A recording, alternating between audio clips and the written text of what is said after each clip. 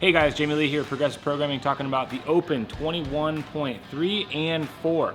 So today we've got a two-part workout, or essentially two separate workouts scored, but they have to be done together.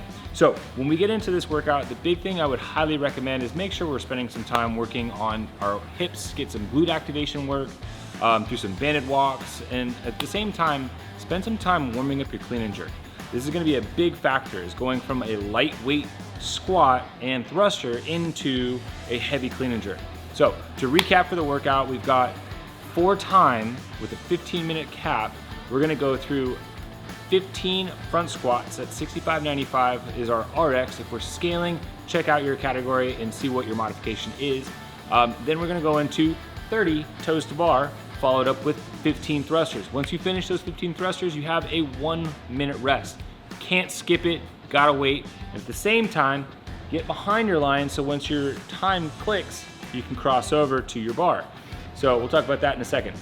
Then we're gonna go into front squats again, chest to bar pull-ups, and thrusters. Minute rest, repeat the front squats, bar muscle ups, and then once again, our thrusters to finish it out.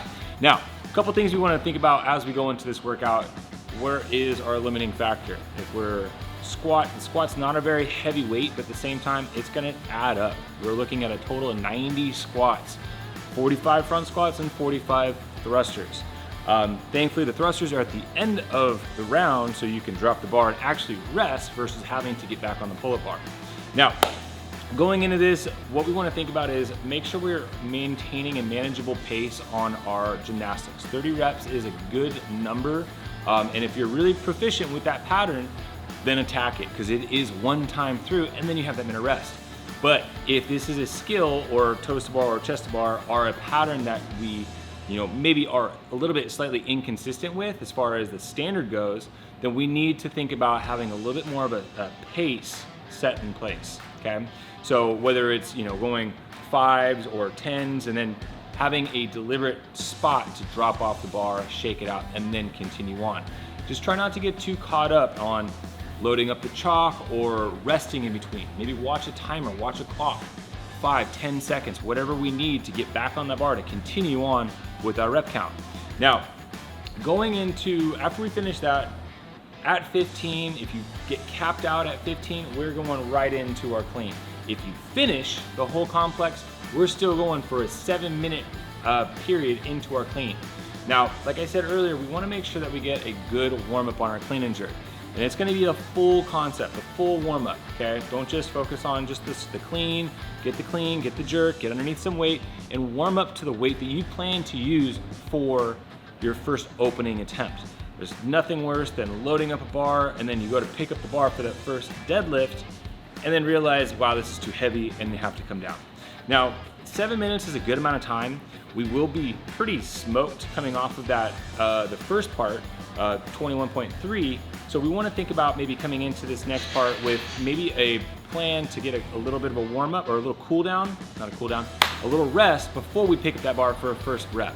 Now, think about 60 to 90 seconds rest, and then maybe pick up your bar for a clean, right? Before we fully load up with that first attempt. Now, the complex is gonna be a deadlift, clean, could be a power, squat, or a split from the ground. Then we're gonna go to a hang clean, then a jerk. So depending on how we're feeling, we wanna make sure that we have that squat available. So if we find ourselves going into a big clean and hitting a split, that second clean going into a hang, the better, more primed we are to receive that heavy load in the squat, the more chance we're gonna have at a successful lift.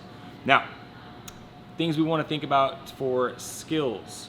When we get onto the bar, we got our deadlift, stand it up. Hook grip is a critical component here. If we need to reset our hook grip nice and tight, place that bar in that hip crease and then wrap your thumb up and around. Hold those shoulders back in place. Be quick, but maintain a good pattern, right? So it's really easy to find ourselves dropping into it, but we wanna set ourselves up with a good pull, okay?